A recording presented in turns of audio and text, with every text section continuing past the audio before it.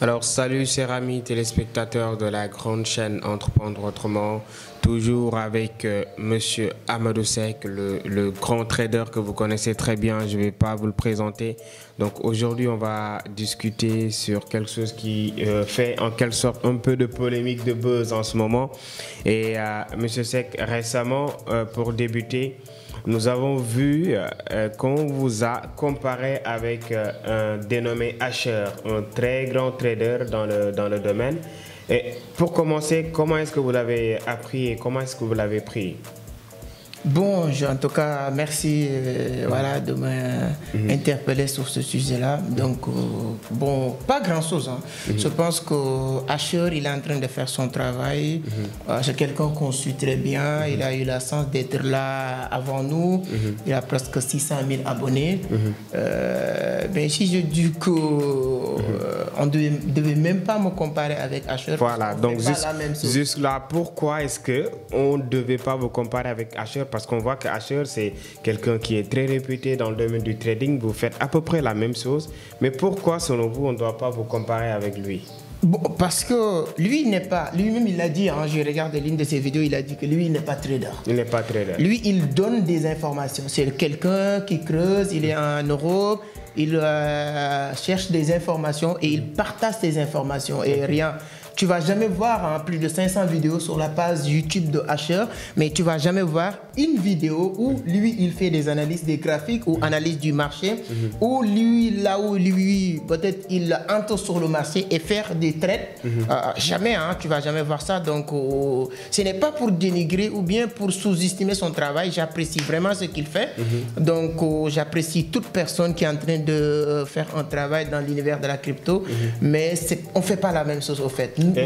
Et comment prenez-vous cela que quelqu'un qui ne traite pas, qui connaît même pas comment est-ce qu'on voilà, qui n'est pas tout le temps sur le marché, donner des conseils aux gens, de les inciter à aller trader? Comment est-ce que vous prenez cela? Est-ce quelque chose de normal que quelqu'un qui ne traite pas donne des conseils? Comme il a l'habitude de le dire lui-même, donc il n'est pas un trader, il n'est pas un conseiller financier. Donc c'est quelqu'un qui s'est intéressé à la crypto-monnaie. Il a son entreprise Just Mining qui évolue dans le domaine de vente, en tout cas tous les services qui tournent autour de l'économie numérique. Mais il n'est pas un trader actif. Donc il y a une grande différence entre celui qui aime le trading, qui donne des informations, et un trader qui entre sur le marché.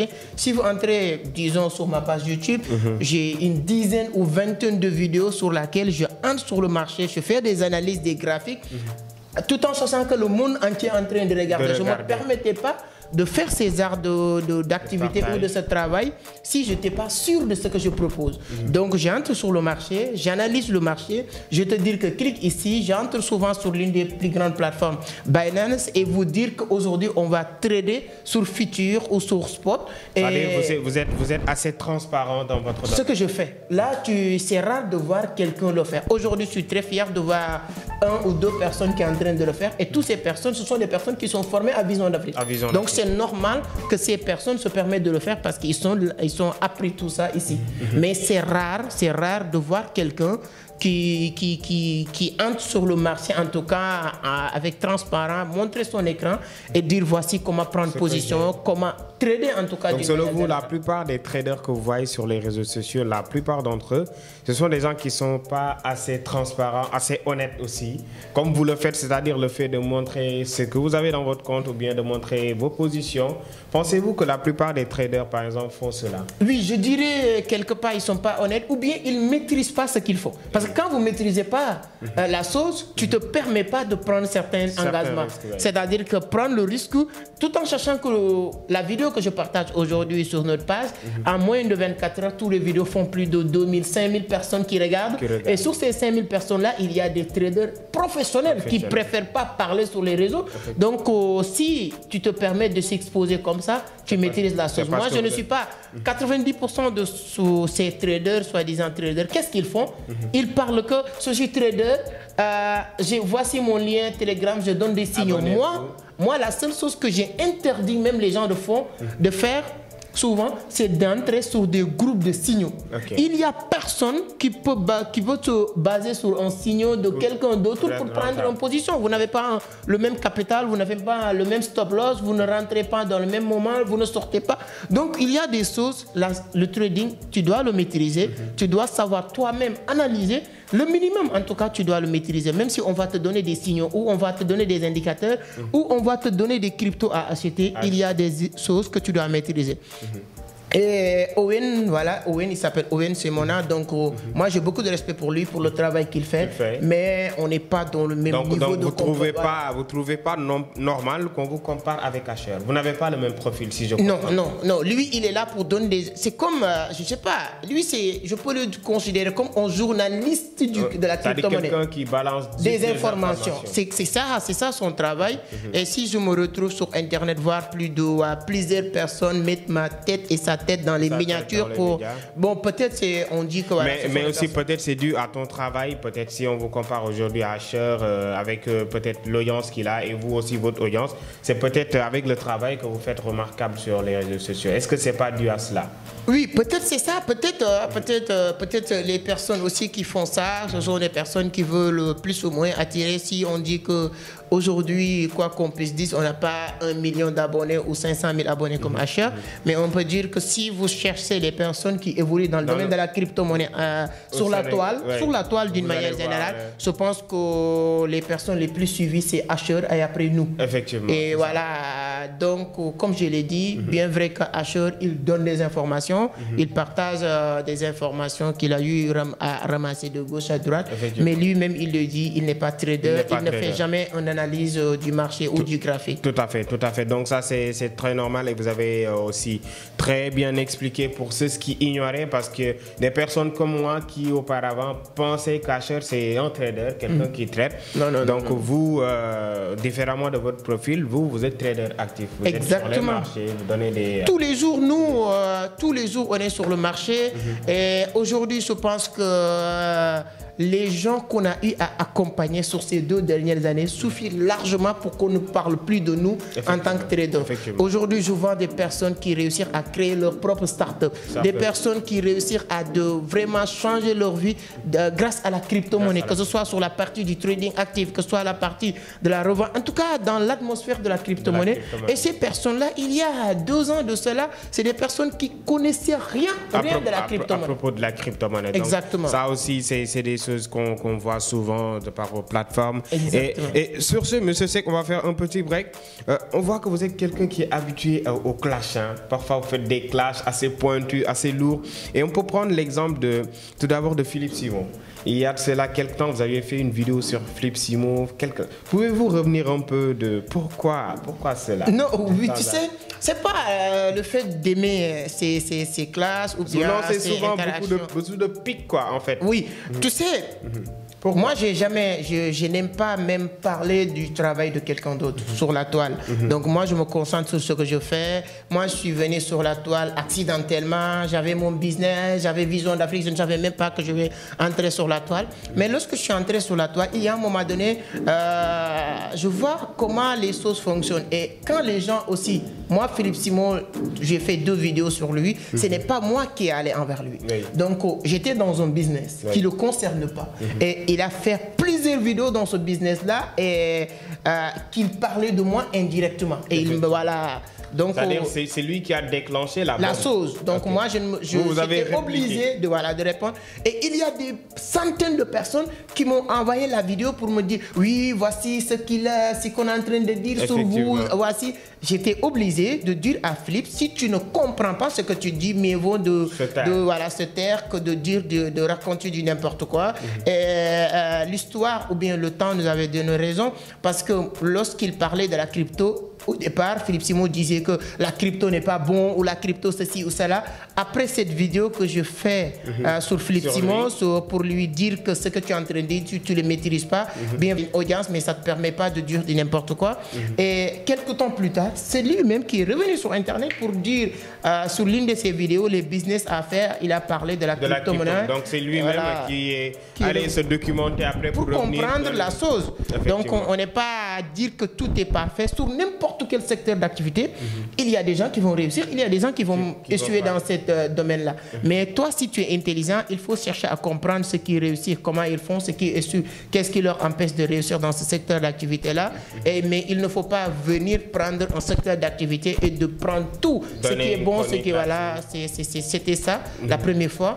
Et la deuxième fois aussi, il permettait à beaucoup de personnes, il organisait un live et il permettait beaucoup de personnes de venir dans son plateau et de dire du n'importe quoi sur moi, de me dire voilà, il y a un soi-disant trader, il y a, c'est-à-dire que... C'est lui qui faisait des calomnies derrière toi. Exactement. Donc, on peut dire en quelque sorte, c'est pas vous qui avez lancé. Moi, j'ai fait tout ce que je faisais, c'est répondre, répliquer sur ça.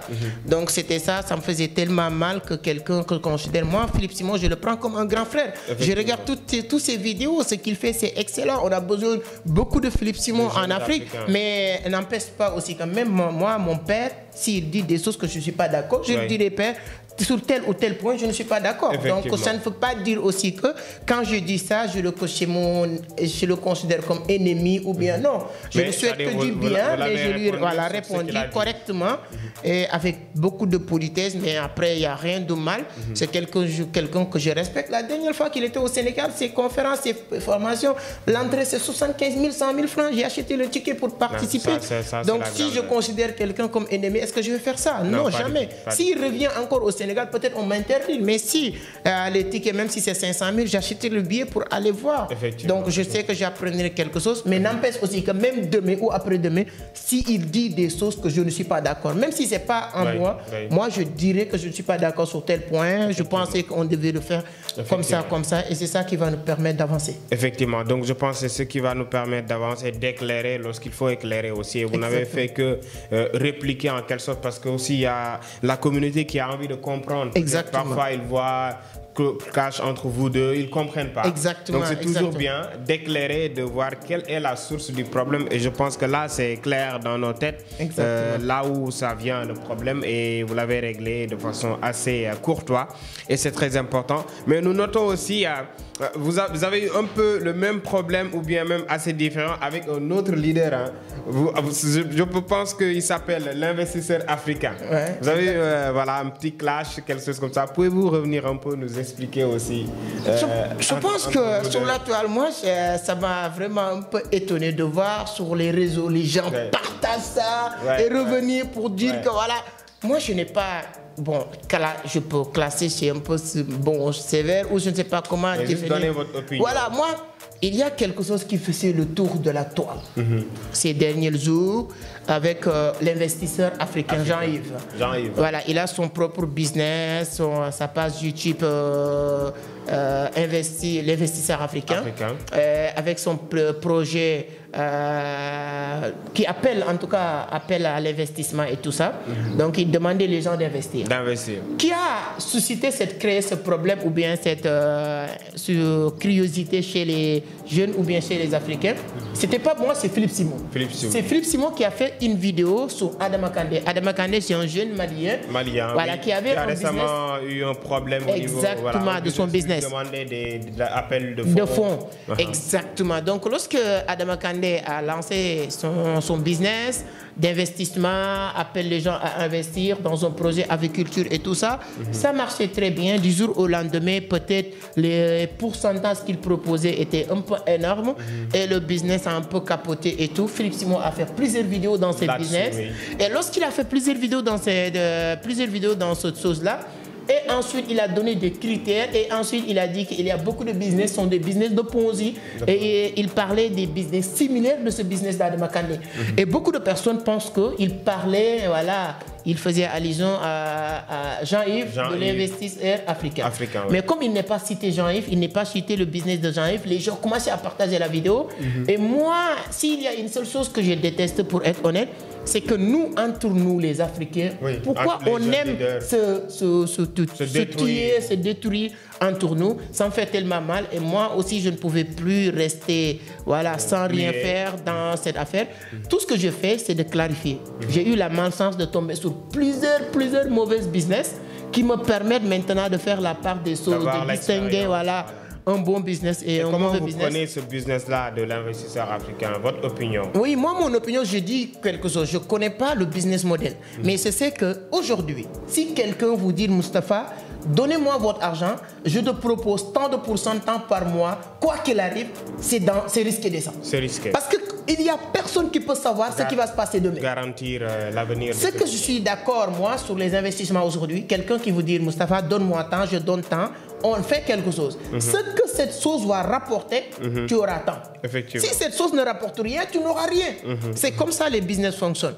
Donc si le business model de Jean-Yves, c'est de dire les gens, si vous donnez de l'argent, quoi qu'il arrive, je vous garantis X pourcentage, 1%, 10%, 100% par mois, il y a un problème déjà au départ de business model. Souvent, les gens, ils n'ont pas des mauvaises intentions de doubler les gens, mais c'est le mauvais, c'est-à-dire que session ou bien le système, le business model qui n'est pas bon. Donc, en quelque sorte, on peut dire que vous n'êtes pas assez open sur ce genre de projet. Non, non. Si le projet nous dit, si Jean-Yves me dit, Moussek, donner 10 millions ou donner 5 millions, chaque mois, je te propose tant. Quoi qu'il arrive, je ne le fais pas.